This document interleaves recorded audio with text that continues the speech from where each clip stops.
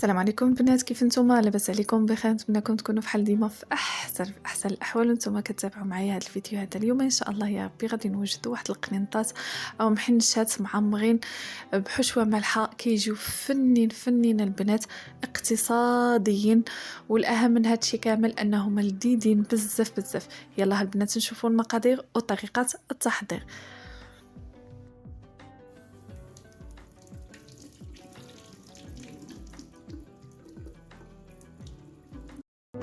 بسم الله على بركة الله. نبداو المقادير البنات اللي عندنا. غادي نحتاجو ان شاء الله كيف ما كنعرفوا مع هذا الغلاء البصله غلات بزاف ضروري من البديل البنات، وهنا جبت لكم واحد البديل واكيد غادي يعجبكم لانه لذيذ بزاف كيجي. كيف ما كتشوفوا غادي نحتاج هنايا واحد جوج بصيلات صغارين خضريين وواحد البصله عاديه، وهنا غادي نحتاج واحد الكميه من الكرنب. هذا الكرنب البنات الصراحه كيجي فنيون في الحشوات، استخدموه يعني بقاو تعدلوه في الحشوات ديالكم راه كيجي بنين بزاف، وخاصه الا تبعتوا هذه الطريقه اللي غادي نعطيكم. هنايا البنات احتاجيت هنا صدر ديال الدجاج، وتقدروا تعوضوا صدر ديال الدجاج بلا دند ولا كفته، لكم الاختيار. وهنايا البنات غادي نحتاج الشعريه الصينيه. انا كنفضل نخدم بهذه الشعريه هذه ديال الغوز احسن. هنا في المطايب غادي نعملها هي اللوليه ونخليها على جنب، وندوز باش نحضر معكم الحشوه ديالنا. هنا ما غادي نقطعوا البنات، ما غادي نقيو، ما غادي نعملوا حتى شي حاجه، كلشي غادي نخدمه في الهشوار، لان الصراحه ملي كتقطعوها هدايا صغيره ما كتجيش كتبان حتى شنو دايرين في هذه الحشوه هذه، وفي نفس الوقت كتجي بنينه البنات بزاف. هنا غادي نحاول اني نسرع لكم الفيديو باش ما نطولش عليكم، وفي نفس الوقت انا نهضر معكم كيف العاده. كيف ما قلت لكم نراعيو هذا يعني الصراحه الغلا بزاف في الخضره. الله يحسن العون اللي ما عندوش، والانسان كيبغي يشتهى ويعمل شي حويجات اللي هدا يكونوا اقتصاديين. وهذا الشيء اللي كيعجبني انا في بعض القنوات انهم كيحطوا لنا وصفات اقتصاديه كنستافدوا منها بزاف. هنا كيف ما شفتوا راني قطعت النص ديال الخضره الاول ودرته، ومن بعد زدت داك شويه ديال الدجاج والكرنب وطحنته بوحديته. هنا قبل ما نساليه بالطحين غادي نضيف عليه شويه ديال القزبر وشويه ديال المعدنوس وشويه ديال الثومه.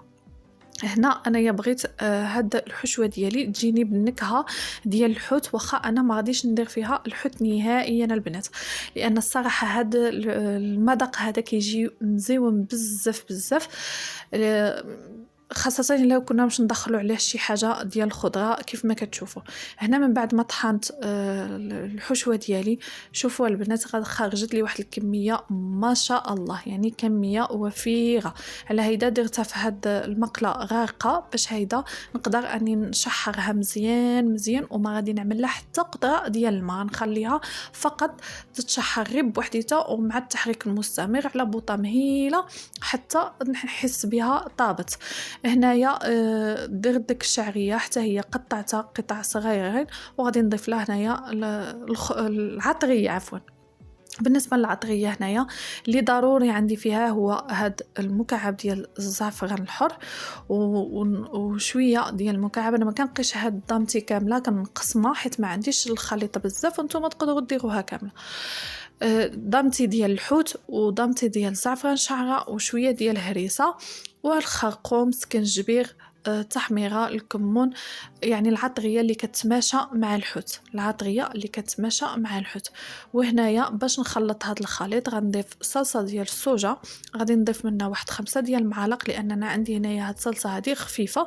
الا كانت عندكم ديك الصلصه ثقيله من الاحسن ديروا غير 3 ديال المعالق فقط. هنا انا كيف ما كتشوفوا غادي ندير 5 ديال المعلقات. الصراحه اللوغو ديالها كيجي مزيون بزاف خاصه في هاد يعني ملي كديروا شي حاجه معمره هيدا بالخضره، فان كتغطيو على داك الطيبه ديال الخضره نهائيا ما كتبقاش تجي البنه ديالها. هنا كيف ما شفتوا غاني الخليط ديالي راه طاب، وغادي نضيف عليه هنا هذا الخليط ديال الشعريه الصينيه، وغادي نخلط مزيان وغادي نخليها تشحر حتى الشعريه غادي نخليها تشحر. ما تخافوش البنات، هاد الشعريه هذه ديال الرز ما كتقصحش في التشحير، يعني تقدروا تشحروها. ها انتم كتشوفوا غادي ما بقى حتى تشربت ديك الإقامة كاملة، وتشربت ديك البنة ديال يعني ديك الخليطة ديال الخضرة كاملة كيف ما كتشوفوا، ما بقى فيها حتى شي قطرة، وفي نفس الوقت الريحة طالعة منا البنات ما شهيتكم، غزالة بزاف بزاف. انا ما كنشكر لكم في الحاجة البنات حتى كنكون عارفها، الا جربتوها اكيد غادي تعجبكم. صافي هنا غادي نحاول اني غادي نفرغ هاد الخليط ديالي في شي طبسيل هيدا واسع باش دغيا يبرد، ونقدر اني نشكل القنينطات ديالي ولا المحنشات اللي بغيتو تسميوهم. تقدروا تعملوهم حتى بغيوات البنات، وهاد الحشوه البنات تقدروا تستخدموها حتى في المسمن، يعني حتى في العجينه المسمن تقدروا تعمروها بهذا الخليط هذا. هنا بالنسبه للورقه انا عندي هاد الورقه ديال التشينوس، قطعتها على جوج حيت ورقه كبيره وغادي نخدم بها. نتوما اذا كانت عندكم الورقه صغيره تقدروا تطويوها على جوج من الاحسن باش هيدا يجيوكم مقرمشين ويجيو ديك الطبقات فيهم. وهنايا غادي ندهن هاد الورقه بشويه ديال الزيت والتحميره. علاش البنات ما دهنتش بالزبده؟ لان هاد الورقه هذه ديجا كيكون فيها كتكون فيها الزبده، وكنفضل اني نعمل لها الزيت باش هيدا كتجيني مقرمشه، يعني كتجي الورقه مقرمشه وكتحافظ على التقرميشه ديالها حتى الا بقات معكم، يعني بقاو معكم حتى بغيتو تسخنوهم لا غدا ليه ولا كيبقاو مقرمشين البنات، ما تخافوش عليهم، ما كيبردوش، يعني ما كيقصحوش، ماشي بحال ديك الورقه اللي كتقصح وكتبقى انت كتجبد وهي كتجبد. صافي هنايا غادي نبقى نلوي القنينطات ديالي على هاد الشكل هذا. غادي نجمع الجوانب هيدايا وانا كنلوي فيها.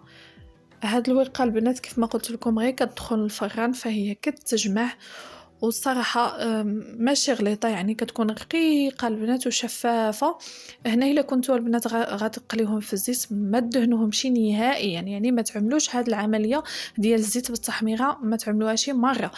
اذا كنتوا غطيبوهم في الفران كما غنطيبهم انا، عاد دهنوا هيدا الطاوه ديالكم بشويه، غير بشويه هيدا الزيت باش تجي محمرين حتى من تحت ويجيو بنفس اللون، لا من تحت ولا من الفوق. وصافي غادي نستمر على هاد يعني الطريقه ديالي، وغادي نلوي الكميه اللي عندي ونتلاقى معكم.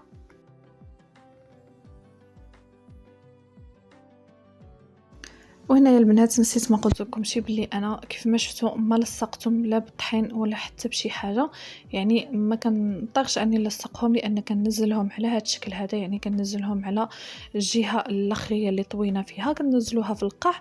صافي بهيدا كتلصق نيشان، ما كيطرطقوا ما حتى شي حاجه. البنات جربوهم وعينكم مغمضين واكيد غادي ينالوا الاعجاب ديالكم ان شاء الله يا رب.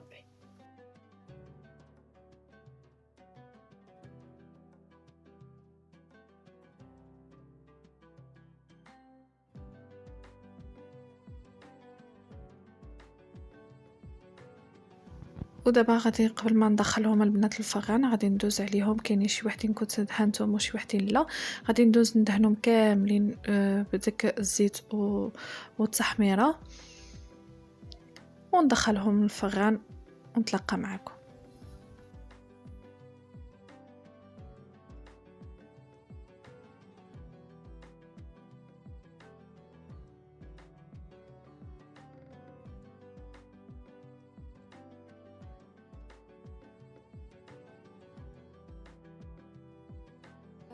ها هما القرنطات ديالي كيفاش جاو. الصراحه البنات جاو كيحمقوا، القرمشه ما نقول لكمشي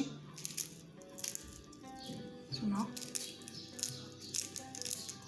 يعني كيجيو مقرمشين البنات. وهاد الورقه البنات كيف ما قلت لكم اذا كنتو غطيبوها في الفران دهنوها للتاكيد فقط باش هيدا تحصلوا على نتيجه مزيونه. اما من داخل البنات فهما كيجيو روعه روعه روعه. اش غنقول لكم، المذاق لا يقاوم، كيجيو فنين بنانين البنات وفي نفس الوقت اقتصاديين. ونتمنى هذا الفيديو ينال الاعجاب ديالكم كيف العاده. اذا عجبكم الفيديو وصلتوا معايا حتى هنا ما تنساونيش وما تبخلوش عليا باللايكات ديالكم والاشتراك ديالكم باش هيدا توصلوا ان شاء الله كل جديد ديالي. ودمتم في رعايه الله وحفظه.